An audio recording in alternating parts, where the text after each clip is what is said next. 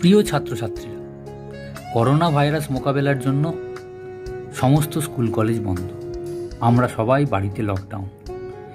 এই লকডাউন অবস্থাতেই আমরা যাতে আমাদের পঠন পাঠন এগিয়ে নিয়ে যেতে পারি, ওই জন্য মধ্যশিক্ষা পর্ষদ মডেল অ্যাক্টিভিটি টাস্ক দিয়েছে প্রত্যেকটি শ্রেণী প্রত্যেকটি বিষয়ের জন্য। এখানে দেখবে মডেল অ্যাক্টিভিটি টাস্ক নবম শ্রেণী জীবনবিজ্ঞান। আমরা কিভাবে এই প্রশ্নগুলোর উত্তর লিখবে চিত্র অঙ্কন সহ দেখানো আছে। হয়তো উত্তরগুলো একটু ডেসক্রিপটিভ আছে, কারণ তোমাদেরকে আগু পিছু সবটাই বোঝানোর জন্য একটুখানি বিস্তৃত আকারে উত্তরগুলো আমি লিখেছি। তাতে তোমাদের বুঝতে হয়তো সুবিধা হবে। কোথাও যদি এর পরেও বুঝতে অসুবিধা হয় তাহলে তোমরা আমাদের অবশ্যই যোগাযোগ করবে। আমরা সকল শিক্ষক শিক্ষিকারা তোমাদের কাছে বিভিন্ন উপায়ে এই প্রশ্ন এবং উত্তরগুলো পৌঁছে দেওয়ার চেষ্টা করছি। তোমরাও আমাদের সহযোগিতা করো। প্রথম প্রশ্নে দেওয়া আছে একটি মাইটোকন্ড্রিয়ার চিত্র অঙ্কন করে তার 4টে পয়েন্ট আমাদেরকে পয়েন্ট আউট করে দেখাতে হবে, যেটা হচ্ছে কিনা বহির্পর্দা, তারপর হচ্ছে অন্তর্পর্দা, তারপরে ক্রিস্টি, আর একটা হচ্ছে অক্সিজোম। তাহলে আমরা দেখি আগে একটা মাইটোকন্ড্রিয়ার চিত্র অঙ্কন। মাইটোকন্ড্রিয়াকে বলা হয় কোষের শক্তিগড় বলা হয়, কারণ মাইটোকন্ড্রিয়া হচ্ছে একটি কোষ অঙ্গাণু যেখানে আমাদের কোষের শক্তি তৈরি হয়, যেটা হচ্ছে এটিপি তৈরি হয়, এটিপি সংশ্লেষ হয়। মাইটোকন্ড্রিয়া হচ্ছে দ্বিপর্দা বেষ্টিত, তার মানে হচ্ছে দুটো পর্দা আছে, দুটো একক পর্দা আছে। একটি হচ্ছে 1 নম্বর দিয়ে দেখিয়েছি এখানে বহির্পর্দা, 2 নম্বর দিয়ে দেখানো আছে অন্তর্পর্দা। তারপরে আরও কি কি জিনিস যেটা আমরা একটা মাইটোকন্ড্রিয়ার মধ্যে দেখতে পাবো, সেটা হচ্ছে যে এই দুটো পর্দার মধ্যে যে স্থানটা থাকে সেটাকে আমরা বলি হচ্ছে পেরিমাইটোকন্ড্রিয়াল স্পেস বা পেরিমাইটোকন্ড্রিয়াল স্থান। এবং অন্তর্পর্দার মধ্যে যে স্থানটা থাকে বা যে জায়গাটা থাকে, যে অংশটা থাকে, সেটাকে আমি বলছি হচ্ছে অন্তঃপ্রকোষ্ঠ বা ইনার মাইটোকন্ড্রিয়াল স্পেস বা হচ্ছে মাইটোকন্ড্রিয়াল ম্যাট্রিক্সও আমরা বলতে পারি। বিভিন্ন বইয়ে বিভিন্ন রকমভাবে দেওয়া থাকে। আর কি থাকে, একটা সার্কুলার ডিএনএ থাকে বা নগ্ন ডিএনএ, যেটাকে আমরা বলতে পারি কোনো নিউক্লিয় পর্দা থাকে না এবং এটা দ্বিতন্ত্রী। আর কি থাকে, রাইবোজোম থাকে, সেটা হচ্ছে 55S প্রকৃতির। এরপর আমরা দেখব যে অন্তর্পর্দাটা আমাদের কি হয়েছে, আঙুলের মতন ভাঁজ হয়েছে। আঙুলের মতন ভাঁজ হয়ে কি তৈরি করেছে, এগুলোকে বলা হচ্ছে ক্রিস্টি তৈরি করেছে। এই ক্রিস্টিগুলো কি করেছে, ক্রিস্টিগুলো আমার এই অন্তর্পর্দার ভেতরের যে অংশটা, যেটা হচ্ছে অন্তঃপ্রকোষ্ঠকে কি করেছে, অসম্পূর্ণ প্রকোষ্ঠে ভাগ করেছে। তার মানে হচ্ছে এই যে অন্তঃপর্দাটা ভাঁজ হয়ে আঙুলের মতন তৈরি করেছে, এটা আমার কি করছে, অন্তঃপ্রকোষ্ঠটাকে কয়েকটা প্রকোষ্ঠে ভাগ করেছে। মানে এইটা একটা প্রকোষ্ঠ বলতে পারি, এইটা একটা প্রকোষ্ঠ বলতে পারি, এইটা একটা প্রকোষ্ঠ বলতে পারি, কিন্তু অসম্পূর্ণ কারণ কি, তাদের মধ্যে হচ্ছে স্পেস আছে, তাদের মধ্যে কানেকশান আছে। এবার আমরা এই 4টে পয়েন্ট যেটা আমাদেরকে পয়েন্ট আউট করে দেখাতে বলেছে তাদের সম্বন্ধে একটু করে আমরা জেনে নেব। অন্তর্পর্দা হচ্ছে কি, প্রভেদক ভেদ্য প্রকৃতির। প্রভেদক ভেদ্য প্রকৃতির বলতে সিলেক্টিভলি পারমিয়েবল, সব অণুকে কিন্তু যাতায়াত করতে দেয় না, কিছু সিলেক্টিভলি পারমিয়েবল জিনিসকেই যেতে আসতে দেয়। অধিক প্রোটিনযুক্ত, অনেক প্রোটিন এইখানে এই পর্দার মধ্যে আমরা দেখতে পাবো। অসংখ্য আঙুলের মতন ভাঁজ সৃষ্টি করে, যাকে বলছি আমরা ক্রিস্টি। একটু আগে বললাম অসংখ্য আঙুলের মতন ভাঁজ সৃষ্টি করে ক্রিস্টি তৈরি করেছে। বহির্পর্দা, আউটার মেমব্রেন বলছি আমরা, ভেদ্য এবং মসৃণ, মানে অন্তর্পর্দার মতন সিলেক্টিভলি পারমিয়েবল নয়, অনেক জিনিসপত্রই আদান প্রদান করতে দেয়। কম প্রোটিনযুক্ত, পরিন নামক এক পরিবাহক প্রোটিন দেখতে পাওয়া যায়। তাহলে কি বলছে, আমাদের যে জিনিসপত্রগুলো মাইটোকন্ড্রিয়ার মধ্যে ঢুকবে বেরোবে, সেগুলো কি মাধ্যমে ঢুকবে, পরিন প্রোটিন মাধ্যমে ঢুকবে। এরপর হচ্ছে ক্রিস্টি, অন্তর্পর্দাটা ভাঁজ হয়ে আঙুলের মতন ভাঁজ হয়ে সৃষ্টি করেছে ক্রিস্টি, যেটা কিনা আমাদের অন্তঃপ্রকোষ্ঠকে অসম্পূর্ণ প্রকোষ্ঠে ভাগ করেছে। 4 নম্বরটা হচ্ছে আমাদের অক্সিজোম। অক্সিজোমটাই হচ্ছে আমাদের এখানে ইন্টারেস্টিং পয়েন্ট। অক্সিজোমটা আমরা কোথায় দেখতে পাবো, অক্সিজোমটা দেখতে পাবো আমরা অন্তর্পর্দার ভেতর দিকে। অন্তর্পর্দার ভেতর দিকে টেনিস ব্যাটের মতন একটা অংশ দেখতে পাবো, যেটা একটু বড় করে এখানে দেখানো আছে, যেটা হচ্ছে কি অক্সিজোম। অক্সিজোমের 3টে অংশ আছে। কি কি? একটা হচ্ছে মস্তক, একটা হচ্ছে বৃন্ত, একটা হচ্ছে ভূমি। মস্তকটাকে বা হেড, মস্তক বা হেডকে আমরা বলছি হচ্ছে F1, ভূমিটাকে বলছি আমরা, বা ভূমি বা স্টক ইংরেজিতে বললে সেটা হচ্ছে আমাদের F0। এই গোটাটাকেই বলছি আমরা হচ্ছে অক্সিজোম। এটাকে F0 F1 দানা বলে, যেহেতু এই মস্তকটাকে আমি F1 বলছি আর ভূমি বা স্টকটাকে আমি F0 বলছি, বা এটাকে একটা এলিমেন্টারি পার্টিকেল বলে, বা ফার্নান্ডেজ মোরান অর্ধ এককও বলে। এর একটা কাজ আছে। এর কাজটা কি? যে F1 পার্টিকেলটাতে বা F1 অংশটাতে কি থাকে? এটিপি এজ উৎসেচক থাকে, যার কাজ কি এটিপি সংশ্লেষ করা এবং এটিপির জারণে অংশগ্রহণ করা। দ্বিতীয় নম্বর প্রশ্নটা ছিল নিম্নলিখিত শনাক্তকারী বৈশিষ্ট্যের ভিত্তিতে মনেরা ও প্ল্যান্টি রাজ্যের পার্থক্য লেখো। কোন কোন বৈশিষ্ট্য? ক, কোষ এবং কোষীয় সংগঠনের প্রকৃতি। দ্বিতীয়, বাস্তুতান্ত্রিক ভূমিকা।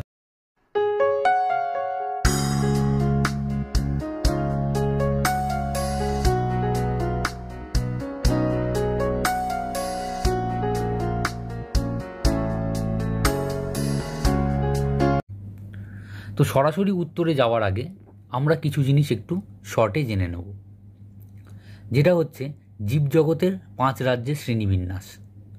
এই জীবজগতের 5 রাজ্যের শ্রেণীবিন্যাস করেছিলেন হচ্ছে বিজ্ঞানী R.H. হোয়াইটেকার 1969 সালে। তিনি সমস্ত জীবজগৎকে 5টি রাজ্যে বিভক্ত করেন। 1 নম্বর হচ্ছে মনেরা। মনেরার অন্তর্গত সমস্ত প্রোক্যারিওটিক এককোষী জীবেরা। 2 নম্বর হচ্ছে প্রোটিস্টা। প্রোটিস্টার অন্তর্গত সমস্ত এককোষীয় ইউক্যারিওটিক প্রাণীরা। 3 নম্বর ফাঙ্গি বা ছত্রাক। সমস্ত ছত্রাক এই রাজ্যের অন্তর্গত।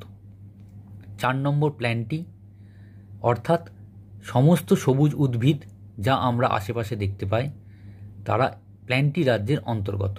5 নম্বর অ্যানিম্যালিয়া, অর্থাৎ সমস্ত প্রাণীরা এই অ্যানিম্যালিয়া গ্রুপের বা রাজ্যের অন্তর্গত। এবার আমরা সরাসরি আমাদের মূল প্রশ্নের উত্তরে আসব। 2টো বৈশিষ্ট্যের মধ্যে প্রথম বৈশিষ্ট্যটা যার ভিত্তিতে রাজ্য মনেরা এবং রাজ্য প্ল্যান্টির পার্থক্য সাধন করতে বলা হয়েছে সেটি হলো কোষ এবং কোষীয় সংগঠনের প্রকৃতি। এটার আন্ডারে আমরা 4টে পয়েন্ট করেছি। প্রথমটা হচ্ছে কোষের প্রকৃতি। মনেরার কোষের প্রকৃতি কেমন? প্রোক্যারিওটিক, মানে আদি কোষ। প্ল্যান্টি হচ্ছে ইউক্যারিওটিক। নিউক্লিয়াস, মনেরার কী ধরনের নিউক্লিয়াস? যেহেতু প্রোক্যারিওটিক সেহেতু আদি প্রকৃতির নিউক্লিয়াস, অর্থাৎ নিউক্লিয় পর্দা নেই আর নিউক্লিওলাসও অনুপস্থিত। সেখানে প্ল্যান্টি হচ্ছে ইউক্যারিওটিক, যেহেতু তাদের আদর্শ নিউক্লিয়াস আছে, নিউক্লিয় পর্দা আছে এবং নিউক্লিওলাসও আছে।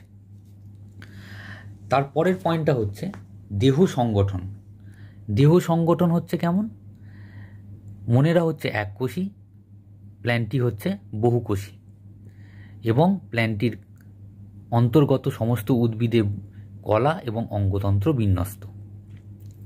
কোষ প্রাচীর, কোষ প্রাচীর আমরা মনেরাতেও দেখতে পাবো, আমরা প্ল্যান্টিতেও দেখতে পাবো, কিন্তু পার্থক্যটা কোথায়?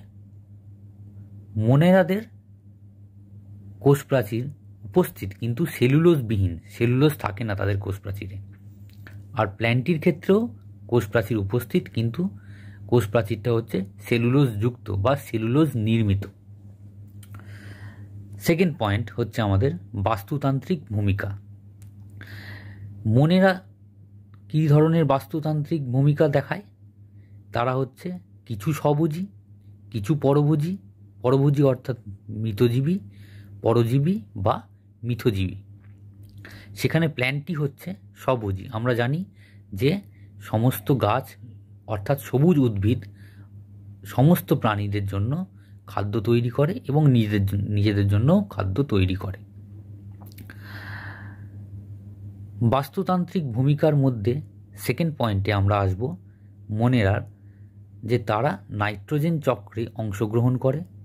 সব মনেরা নয়, কিছু মনেরা নাইট্রোজেন চক্রে অংশগ্রহণ করে এবং নাইট্রোজেন সংবোধন করে। সেখানে প্ল্যান্টটির ক্ষেত্রে আমরা দেখব তারা বাস্তুতন্ত্রের প্রতিটি জীবের জন্য খাদ্য তৈরি করে সালোক সংশ্লেষ প্রক্রিয়া দ্বারা। বাস্তুতান্ত্রিক খাদ্য শৃঙ্খলে প্ল্যান্টিরা সবথেকে প্রথম স্তরটা অধিকার করে, কারণ তারাই যেহেতু প্রডিউসার, তারাই যেহেতু সবার জন্য খাদ্য তৈরি করছে, তাই বাস্তুতান্ত্রিক খাদ্য শৃঙ্খলে এরা প্রথম স্থানটি গ্রহণ করবে। মনেরার ক্ষেত্রে আসবো আমরা যে বাস্তুতন্ত্রে এই জীবগুলি বিয়োজক ও রূপান্তর রূপে কাজ করে, অর্থাৎ মৃত জৈব বস্তুকে সরল উপাদানে পরিবর্তিত করে পরিবেশে মিশিয়ে দেয়। সেইখানে আমরা দেখব প্ল্যান্টটির ক্ষেত্রে যেহেতু তারা সবাই সবুজ উদ্ভিদ, সবুজ অর্থাৎ ক্লোরোফিলযুক্ত, তাহলে তারা সালোক সংশ্লেষ প্রক্রিয়াতে বাতাস থেকে কার্বন ডাইঅক্সাইড গ্রহণ করে এবং বিনিময়ে বাতাসে অক্সিজেন ত্যাগ করে। তাহলে এই যে CO2টা নিয়ে নিল সালোক সংশ্লেষ প্রক্রিয়ার জন্য এবং সালোক সংশ্লেষ প্রক্রিয়াতে উৎপন্ন অক্সিজেনটা যে পরিবেশে ত্যাগ করলো তার জন্য CO2 ও O2-র ভারসাম্যটা রক্ষা হয়। এবার শেষে আমরা জানব কিছু উদাহরণ। মনেরার কিছু উদাহরণ হচ্ছে ব্যাকটেরিয়া, তার মধ্যে একটি হচ্ছে ইকোলাই বা সায়ানোব্যাকটেরিয়া অ্যানাবিনা। প্ল্যান্টি রাজ্যের অন্তর্গত আমরা প্রচুর গাছ বা গাছের নাম জানি, তার মধ্যে 2-3টে উদাহরণ দেওয়া আছে এখানে, আম, জাম, বট ইত্যাদি। 2 নম্বর প্রশ্নের একটা পার্ট ছিল, সেটা হলো হাঙর যে শ্রেণীর অন্তর্গত সেই শ্রেণীর 3টি বৈশিষ্ট্য উল্লেখ করো। তো সরাসরি উত্তরে যাওয়ার আগে আমরা জেনে নেব যে হাঙরের ট্যাক্সোনমিক হায়ারার্কিটা কী। ট্যাক্সোনমিক হায়ারার্কি অর্থাৎ যে কোনো জীবের ট্যাক্সনগুলিকে শ্রেণীবিন্যাসের বিভিন্ন ক্যাটাগরি বা র্যাঙ্কে ক্রমান্বয়ে বড় থেকে ছোটোতে সাজানোকেই ট্যাক্সোনমিক হায়ারার্কি বলে। তাহলে ট্যাক্সোনমিতে বা ট্যাক্সোনমিক হায়ারার্কি অনুযায়ী হাঙর কোন রাজ্য, পর্ব, উপপর্ব, অধিশ্রেণী বা শ্রেণীর আন্ডারে পড়ছে আমরা সেটা আগে একটুখানি দেখে নিই ছোট্ট করে। তাহলে হাঙর পড়ছে হচ্ছে রাজ্য বা কিংডম অ্যানিমেলিয়ার মধ্যে, পর্ব বা ফাইলাম কর্ডাটার মধ্যে, উপপর্ব বা সাব ফাইলাম ভার্টিব্রাটার মধ্যে, অধিশ্রেণী বা সুপার ক্লাস ন্যাথোস্টোমাটার মধ্যে, শ্রেণী বা ক্লাস কন্ড্রিকথিসের মধ্যে। এই কন্ড্রিকথিস শব্দটা কোথা থেকে এলো? কন্ড্রিকথিস শব্দটা দুটি গ্রিক শব্দ থেকে এসছে। একটি হচ্ছে কন্ড্রস অর্থাৎ তরুণাস্থি, আর একটা হচ্ছে ইকথিস মানে হচ্ছে মাছ। তাহলে আমরা প্রথম পয়েন্টেই খুব সহজেই আমরা বুঝতে পেরে যাব যে কন্ড্রিকথিস নামের মানেটাই হচ্ছে তরুণাস্থি যুক্ত মাছ। তাহলে প্রথম পয়েন্টেই আমরা শনাক্তকারী বৈশিষ্ট্যটা কী লিখব? মাছগুলির অন্তর্কঙ্কাল তরুণাস্থি দিয়ে তৈরি। 2 নম্বর পয়েন্টটা হচ্ছে কানকো অনুপস্থিত। আমরা যদি কখনো বাজারে যাই বা মাছের বাজারে যাই বা বাড়িতে যে মাছ কিনে আনে কাতলা বা রুই এইসব ধরনের মাছের মাথার নিচের অংশটা দেখলে আমরা দেখতে পাবো একটা কানকো আছে, যেটা একটুখানি ঢাকনার মতন, খুললে ভেতরে লাল ফুলকাগুলো দেখতে পাওয়া যায়। তাহলে অর্থাৎ ওইসব মাছেদের কানকো আছে যেটা কিনা ফুলকাগুলোকে ঢেকে রাখে। কিন্তু হাঙর জাতীয় মাছের অর্থাৎ কন্ড্রিকথিস শ্রেণীর যে সমস্ত মাছরা আছে তাদের কানকো কিন্তু থাকে না। তাদের ফুলকাগুলো তাহলে কীরকম? তাদের ফুলকাগুলি উন্মুক্ত। 3 নম্বর পয়েন্ট, এই মাছের পটকা থাকে না। 4 নম্বর পয়েন্ট, পুচ্ছ পাখনাটা হেটেরোসার্কাল প্রকৃতির। এইটা কীরকম ধরনের? নিচে একটা ছবি আছে, সেখানে আমরা দেখিয়ে দেব। আর দেহে আনুবীক্ষণিক প্ল্যাকয়েড আঁশ দ্বারা আবৃত। তাহলে আমাদের বলা হয়েছিল 3টে পয়েন্ট লিখতে, আমরা মোটামুটি এখানে 5টা পয়েন্ট আলোচনা করলাম। এবার একটুখানি ছবিটা দেখে নেওয়া যাক যাতে আমরা বুঝতে পারি যে এর মধ্যে 2টো পয়েন্ট কী কী এলো। এটা হচ্ছে একটা হাঙরের ছবি, খুব সহজ আঁকা। দেখবে যে প্রথম পয়েন্টটা উন্মুক্ত ফুলকা ছিদ্র, তার মানে কোনো কানকো নেই, পরপর পরপর ফুলকা ছিদ্রগুলো একদম সিরিয়ালি সাজানো আছে। আর সবার শেষে দেখবে যে ল্যাজটা অর্থাৎ হচ্ছে যেটা বললাম যে হেটেরোসার্কাল পুচ্ছ পাখনা। হেটেরোসার্কাল অর্থাৎ হচ্ছে কি দুটো পাখনার অংশ কিন্তু এক নয়, একটা বড় একটা ছোট, ওই জন্য নামটা হচ্ছে হেটেরোসার্কাল পুচ্ছ পাখনা।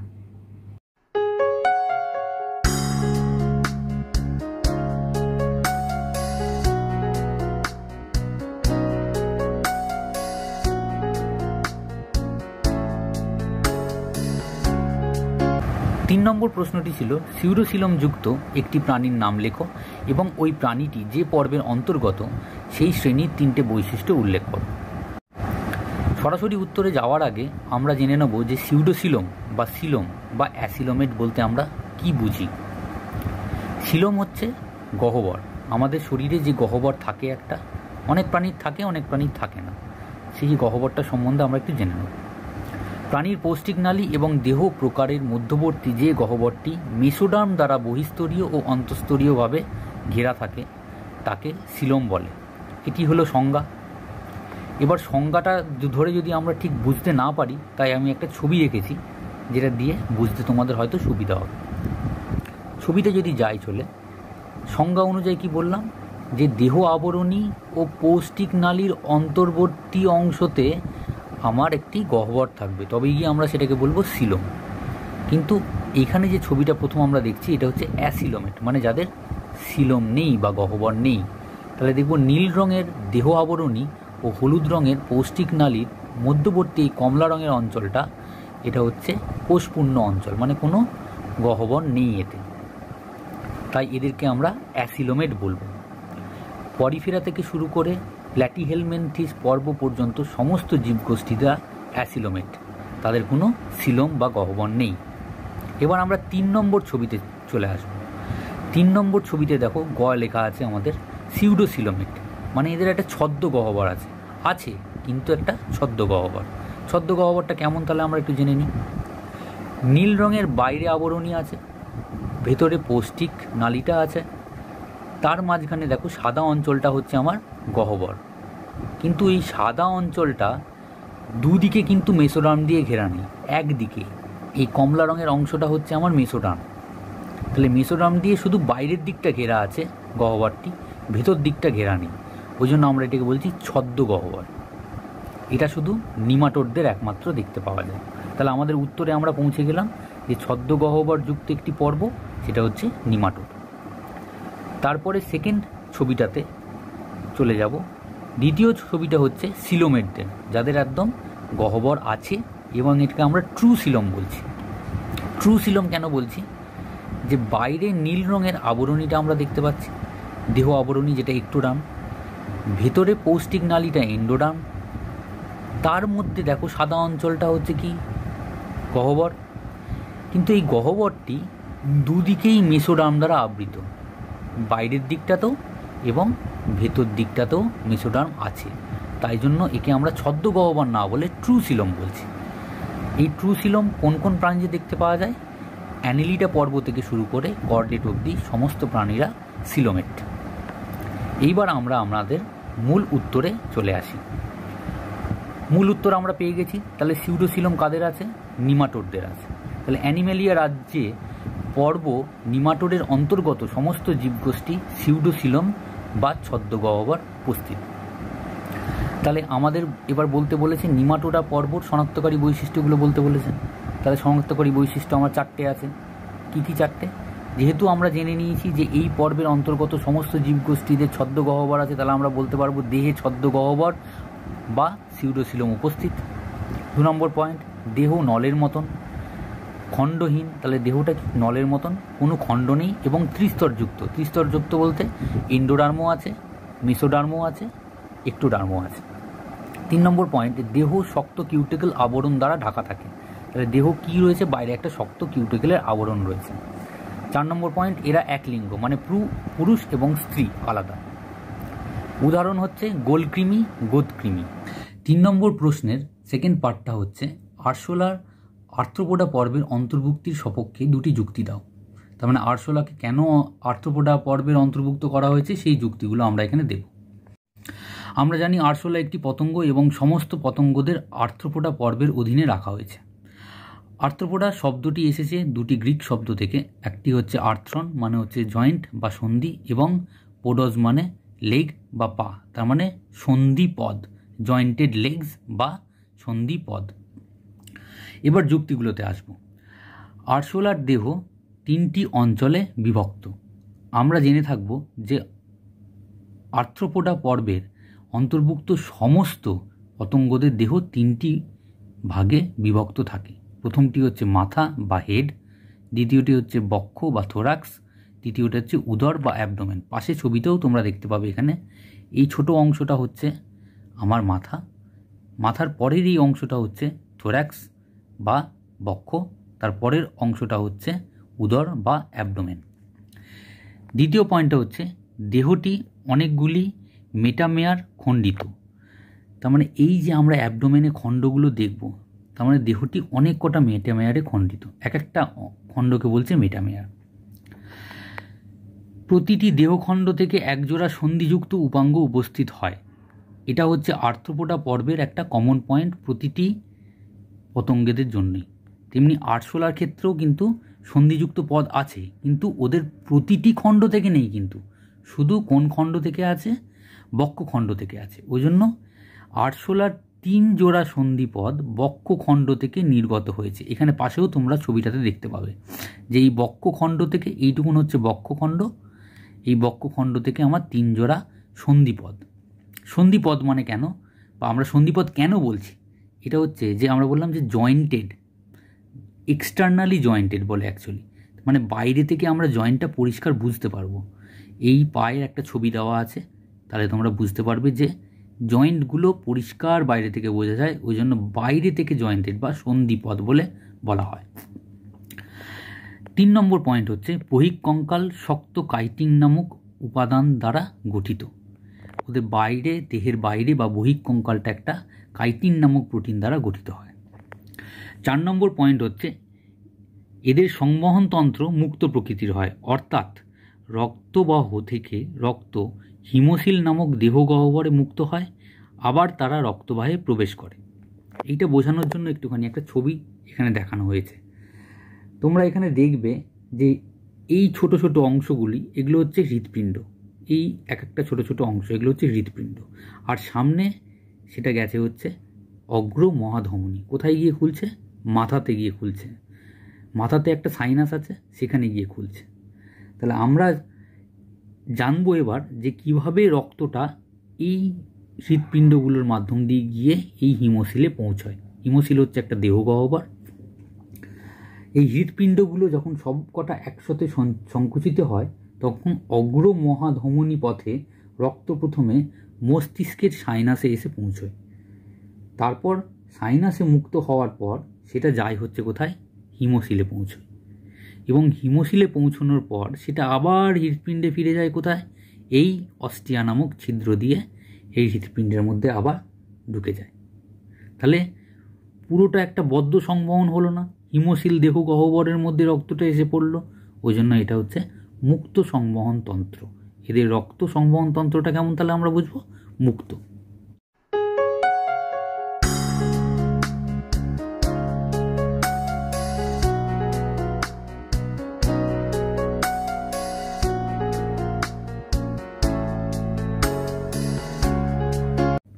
চার নম্বর প্রশ্ন, মানবদেহে ভিটামিন এ ও ভিটামিন ডি এর ভূমিকা উল্লেখ করো।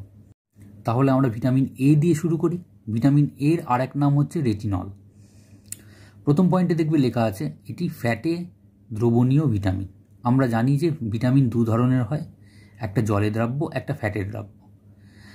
ফ্যাটে দ্রাব্য ভিটামিনগুলো হলো এ, ডি, ই, কে। তো আমাদের এখানে এ, ডি সম্বন্ধেই বলতে বলা হয়েছে। দ্বিতীয় পয়েন্টটা আমি ফাঁকা রেখেছি, দেখবে উৎস, এটা তোমরা লেখার চেষ্টা করবে বাড়িতে বই খুঁজে। 3 নম্বর হচ্ছে মানবদেহে ভূমিকা। মানবদেহে ভিটামিন এর ভূমিকাগুলো আমরা এক এক করে পয়েন্টে দেখব। প্রথম পয়েন্টে চোখে রড কোষে রোডপসিন নামক রঙ্গক গঠন করে। দ্বিতীয় পয়েন্ট জারণ ক্রিয়ার হার কমায়। তৃতীয় নম্বর পয়েন্ট জিহ্বা এবং শ্বাসনালীর আবরণী কলার বৃদ্ধি ও সক্রিয়তা বজায় রাখে। 4 নম্বর পয়েন্টে আমরা দেখব জেরোপথ্যালমিয়া রোগ প্রতিরোধ করে বলে এর অপর নাম হচ্ছে অ্যান্টি জেরোপথ্যালমিক ফ্যাক্টর। এই 4টে পয়েন্ট লিখলেই আমাদের কিন্তু কাজ হয়ে যাবে। এরপরে আসবো আমরা vitamin D A. Vitamin D এর অপর নাম হচ্ছে ক্যালসিফেরল। এটাও একটি ফ্যাটে দ্রবণীয় ভিটামিন। উৎসর পয়েন্টটা আমি ফাঁকা রেখেছি, এটা তোমরা লেখার চেষ্টা করবে। মানবদেহে ভূমিকা। মানবদেহে অন্ত্রে ক্যালসিয়াম ও ফসফেট শোষণে সাহায্য করে, অস্থি ও দৈহিক বৃদ্ধিতে সাহায্য করে, রিকেট রোগ প্রতিরোধ করে বলে এর অপর নাম হচ্ছে অ্যান্টি র্যাকাইটিক ফ্যাক্টর। আমাদের যেহেতু শুধু মানবদেহে ভূমিকা লিখতে বলা হয়েছে, তবু আমি প্রথম দুটো পয়েন্ট রেখেছিলাম যে কিসের দ্রবণীয় এবং উৎস। তাতে কি হয় যে আমার অ্যান্সারটা একটু কমপ্লিট হয়। কারণ সবাই যদি আমরা মানবদেহে ভূমিকা লিখেই ছেড়ে দিই, আর কেউ যদি ফ্যাটে দ্রবণীয় ভিটামিন বা উৎসটাও সঙ্গে যোগ করে দিতে পারে, তো একটা এক্সট্রা অ্যাডেড ফ্যাক্টর, নাম্বারটা একটু ভালো পাওয়া যাবে, এই আর কি। কিন্তু সবসময় আমরা চেষ্টা করব টু দি পয়েন্ট উত্তর করা। 4 নম্বর প্রশ্নের সেকেন্ড পার্ট, ভাজক কলার বৈশিষ্ট্য লেখো। উত্তরে যাওয়ার আগে আমরা জেনে নেব যে উদ্ভিদ কলা 2 প্রকারের হয়। একটি ভাজক কলা, দ্বিতীয় স্থায়ী কলা। স্থায়ী কলার উৎপত্তি কিন্তু ভাজক কলা থেকেই।